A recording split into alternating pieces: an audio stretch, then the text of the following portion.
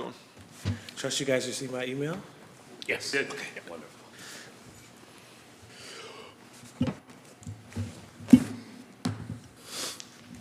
Good. Good. Yep. All righty. Good afternoon. I'd like to go ahead and call the November 16th, 2022 Board of Appeals meeting to order. If we could please do a roll call for board members. So noted. And then staff members present. So noted. All right. Do we have any additions or deletions to the agenda? No, sir. I will look for a motion to approve the meeting minutes for October 19th, 2022. Make a motion to approve October 19th, 2022 meeting minutes. Support. We have a motion that's been properly seconded. Is there any discussion on that motion? Seeing none, if we could please take a vote. Mr. Blair? Yes. Mr. Sims? Yes. Mr. Johnson? Yes. All right. The next portion of our meeting is the dangerous building show cause hearings. And we'll start with the first property, which is 396 Upton. Is there anybody here from that property? Okay, seeing no one, we'll hear from city staff, please. 396 Upton was a result of a safety inspection that was performed back in August. In its current condition, it was affirmed as a dangerous building by our dangerous building officer. Would move to affirm it at this time. Make a motion to affirm 396 Upton as written. Support. We have a motion that's been properly seconded. Is there any discussion? Seeing none, if we could please take a vote. Mr. Sims? Yes. Mr. Johnson? Yes. Mr. Blair? Yes. Motion carries. Our next property is 144 Wilds. Is there anybody here from 144 Wilds? Seeing no one, if we could please hear from city staff. Come on.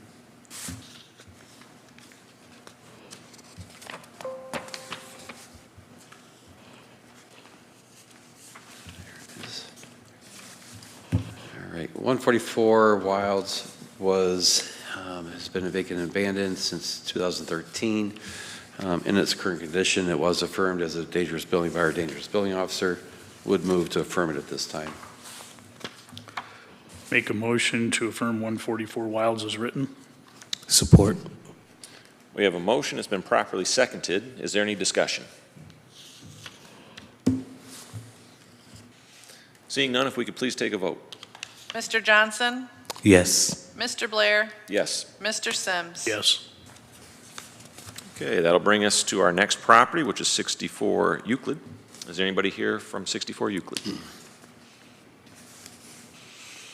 Seeing no one, if we could please hear from city staff. 64 Euclid was been vacant and abandoned since 2020.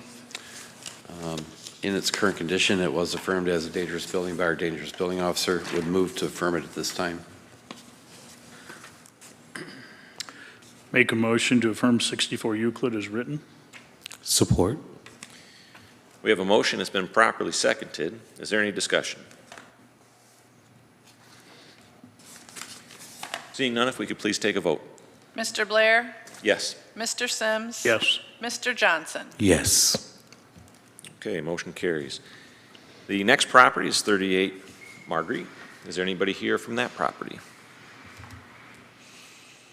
Seeing no one, if we could please hear from city staff. 38 Margaret had a safety inspection performed on it back in September. The condition of the home was found to be dangerous. It was affirmed as a dangerous building by our dangerous building officer. Would move to affirm it at this time. Make a motion to affirm 38 Margaret as written. Support. We have a motion that's been properly seconded. Is there any discussion? Seeing none, if we could please take a vote. Mr. Sims? Yes. Mr. Johnson? Yes. Mr. Blair? Yes. That'll bring us to our final property on the dangerous building show cause hearing, and that's 231 South Avenue. Is anybody here from, hey, Mr. Kenneth Flick, come on up. For the record, if you could please state your name. John Kennefic. Welcome. All right, what we're going to do is we'll hear from city staff first, and then we'll open the floor up to you, sir. We could please hear from city staff. 231 South Avenue has been in the vacant abandoned process since 2017. It was affirmed as a dangerous building by our dangerous building officer. Would move to affirm it at this time. Okay, thank you. Mr. Kennefick, the floor is yours. Okay, first of all, anything that had to do with 231 South Avenue, repairs previous to that, like a chimney was repaired, there was windows that had broken that had been replaced, and screens were done. The government of Battle Creek is fully aware that I'm operating under different areas, different properties that I'm making improvements on, which have been completed, and some are still under repair.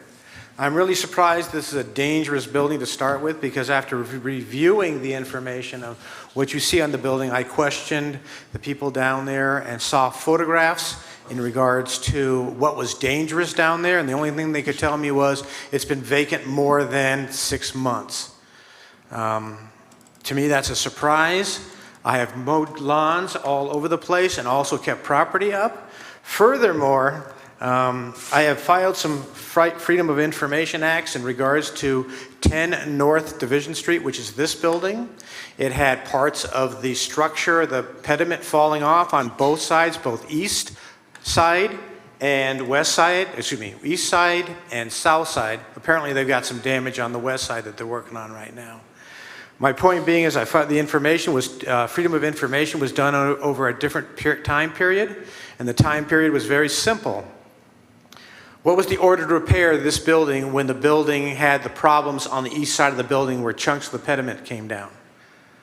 No documents exist. Was it a dangerous building, and what was filed at that time paperwork does not exist.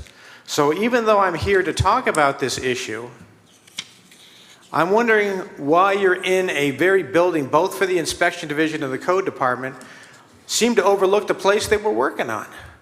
A building which has and put fences around this place to prevent anybody from being killed due to the insurance liability. There is no insurance liability or anything that's involved at 231 South Avenue. There's never been an incident there. Building it's sealed up around the front or where I can get access to it. And I dispute the dangerous buildings list. Will it become eventually operational? That is my plan. I've been paying taxes on it, and unfortunately, financially, I get the privilege of paying a $40 fee every month. So I dispute what the code has to say. I think it's hypocritical of the code and the inspection division. I'm not a big fan of government, and they prove it constantly. So I'm suggesting to this group that you stop, or say the correct word would be postpone this to some other time when other results may be available. I still don't have a listing of the things that were there, just the thing that says I'm supposed to provide a plan and I'm supposed to be here. Finally, I got a chance to look at some of their photographs, which you may have in front of you. As I was examining from the clerk down at the code department on the first floor, I noticed that they had to use Zoom pictures to pick out anything that was wrong. They couldn't physically actually easily see a problem from the street unless they went on Zoom. That was from the back of the property. Unfortunately, I did take a picture today. I got in a hurry. I didn't have the chance to bring it in here and show you the great distance across the distance of one property and then deeper into another property, which has usually a lot of foliage which you can't see anything through. So I'm suggesting that this be removed or canceled or postponed so that the opportunity that I get will be to make this operational when the thing is. And finally, I've got a couple of buildings, like I said, ahead of this, and I'm not stopping their operations to stop and do something else when these other operations are extremely more important and don't have anything to do with creating a health hazard, which is yet to be proven either by the government of Battle Creek. Fair enough. So, a couple of questions. Jason, if this moves forward on the dangerous buildings list, it does not prevent Mr. Kennefick from doing those repairs after he's done with his other two projects. Is that correct? Correct. We're looking for some progress. I think in the original notifications that were sent out to him requested that he schedule a safety inspection so we could see what current condition is of the property. That has failed to happen.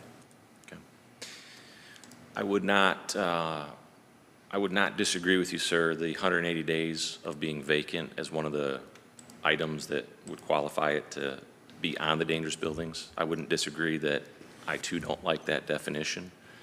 Unfortunately, this board does not get to change that because that is part of the code. It's part of the ordinance that was passed. Certainly, if the city commission saw it fit to change that ordinance, they would have my support. So I hear what you're saying on that. Having said that, unless there's information that changes or that has changed and it doesn't meet, the house doesn't meet the definition the way the ordinance is right now, I believe our hands are tied unless somebody has a different opinion.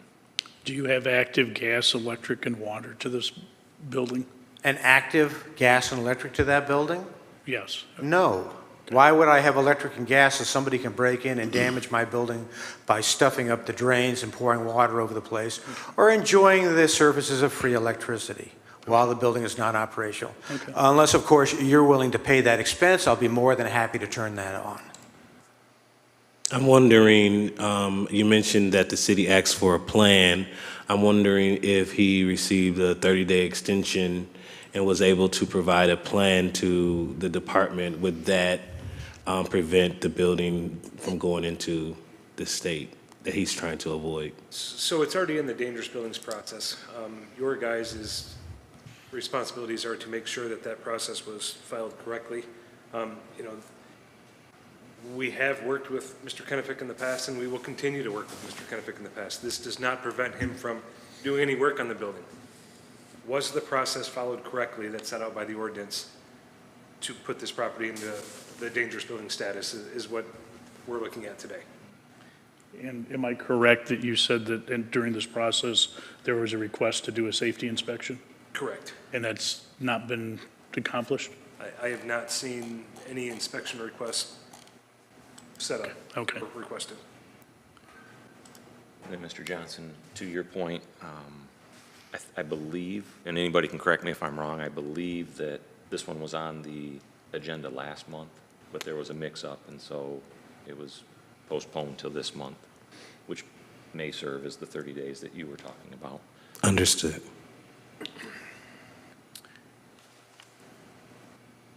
So, Mr. Kenefick, is there anything in that has changed with the house that would allow it to not meet the definition that's in the ordinance for a dangerous building?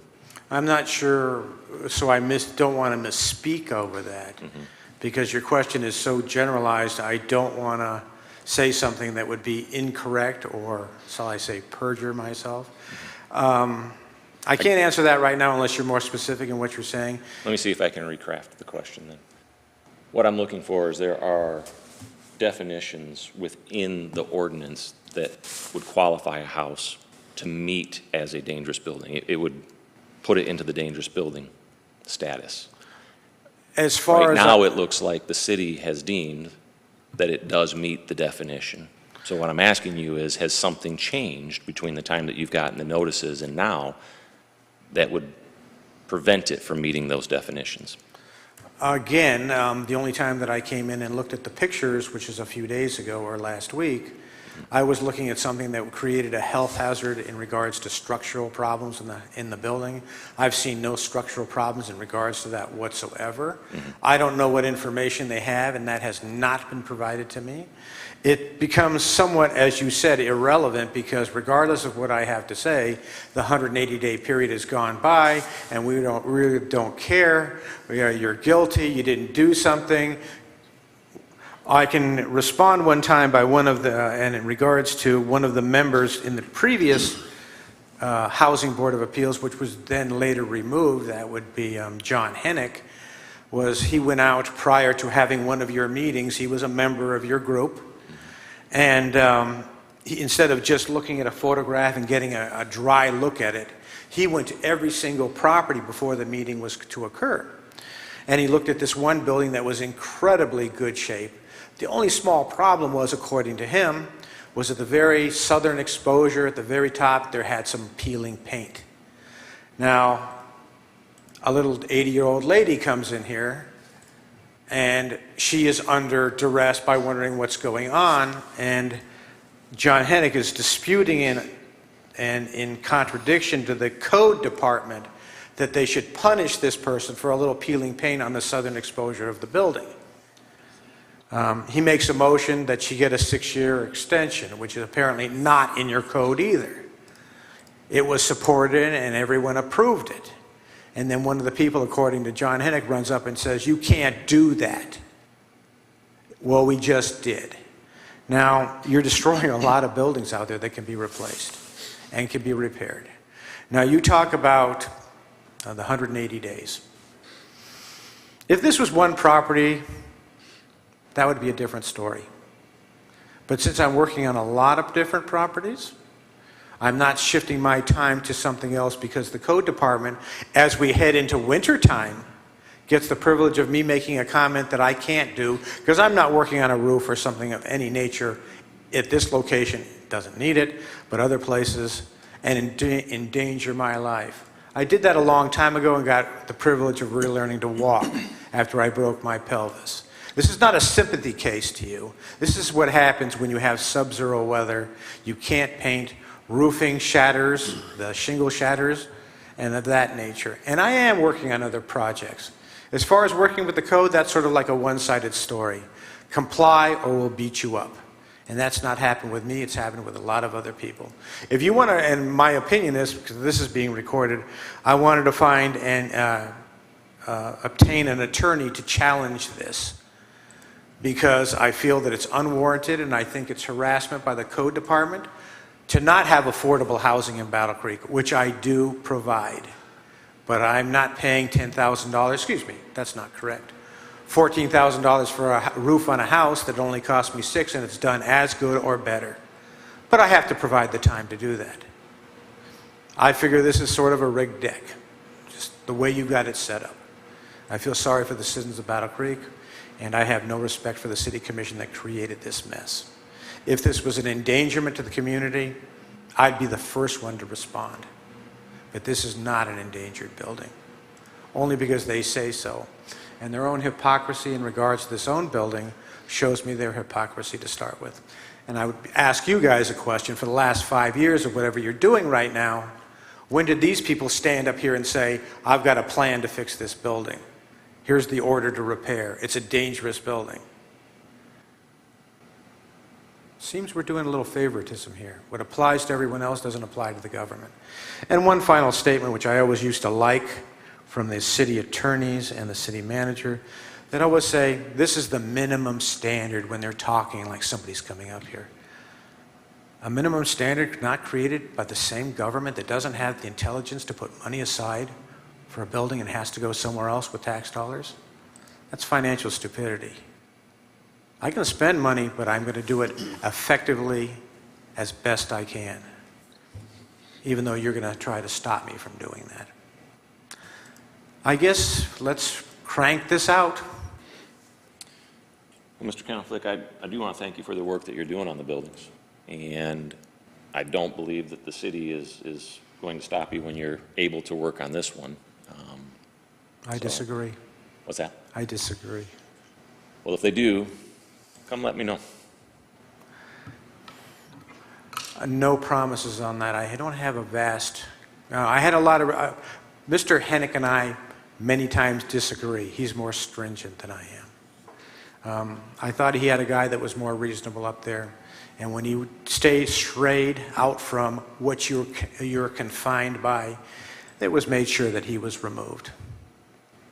So, and he's had his problems next to Rice's boot shop by the government of Battle Creek, even though he's also making effort. I don't know how far it is along, but he's definitely made a lot of effort. Fair enough. I make a motion to affirm 231 South Avenue as written. Support. So we have a motion, it's been properly seconded. Is there any discussion?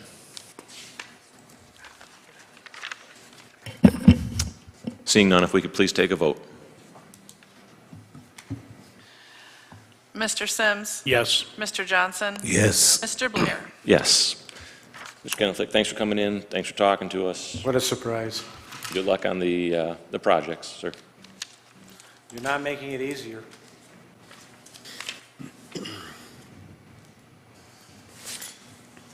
Okay, is there any new business? Doesn't appear to be. Any public comments? Seeing none, any board or staff? Oh, Just want to get this for verification purposes. Make sure that I'm on the same page here. I'm working on other properties. Are you going to attack that property at 231 while I'm working on other properties? Are you going after that property? Is the government of Battle Creek going after that property? Notice I said the government, not the city. There's a difference between the two. Does it simply meet the definition of a dangerous building? And the board's decided it does. There are other buildings that are in the same category that are in worse condition. So am I to say that this building is coming down in 2 weeks? Absolutely not. Does it meet the qualification of where we are today? So my question still remains. Are you going after this building while I'm working on other buildings? You can work on other buildings for 10 years. That's not to say that, I can work on buildings that will happen by next year. That's not to say either. We can go through hypotheticals all day long. I asked you a I simple don't question. have a date for demolition of this property. hey, Jason, quick question for you. City still has limited resources to do demolitions, is that correct? Say it one more time. The city still has limited resources to do demolitions, is that correct? Right. I assume that there are a number of buildings that are in worse condition than Mr. Kennefick's, is that correct? 231 South Avenue. There are buildings that are in worse condition than his? There are. We're looking at 4 properties right now, which 2 or 3 out of the 4 have been damaged by fire that create a much bigger hazard than what this does. So there would certainly be other ones that would be in line well before his? Correct. Okay. And still within that, he still has the opportunity to work with the department with the plans and, Yeah, absolutely. You know, that's, we asked him to schedule the safety inspection so we could identify, you know. Maybe we get into it, maybe we find out that it's falling down, you know. Not sure where we're at right now, but that inspection has not occurred, so that's still unknown. Okay. One other thing, too, just for your consideration. 59 Bennett Street. 2002, it was fire damaged. The newspaper reported that there was $45,000 damage. Me being tainted, I thought the building probably needed to be destroyed. They redid it there. Unfortunately, not that long ago, another fire started at the same location. I would also, was it worthwhile to rebuild it? Apparently they are. You'd be surprised what people can do when they're highly motivated. But sometimes they're pushed into a corner and they walk away. Thank you very much. Thank you, sir. Thanks, John. Any board or staff member comments?